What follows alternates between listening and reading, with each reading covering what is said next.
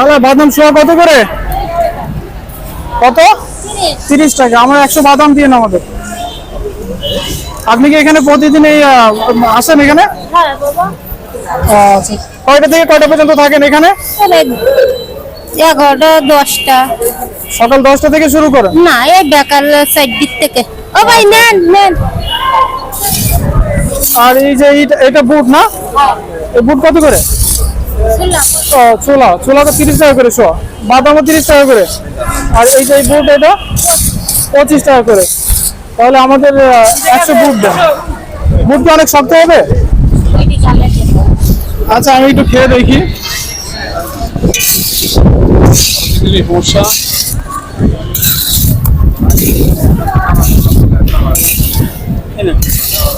তাহলে রেগুলার কত কেজি বাদাম বিক্রি করেন আপনি? আমি তো মিলা কয়দিন বিক্রি করি। 8-10 কেজি হবে? না, 3 কেজি 2 কেজি 1.5 কেজি। এটা আপনি নিজে করেন নাকি আপনার সাথে আরো কেউ আছে? না, আমি একাই। আপনি নিজে কিনে নিজেই সবকিছু করেন? হ্যাঁ, সকালে আর বিকেলে দুই বেলা নাকি? না না, খালি বিকালে আসি। এখানে এই যে মানুষের ভিড়, এই ভিড়টা আপনার শুধু বিকেলে হয় নাকি সকালে হয়?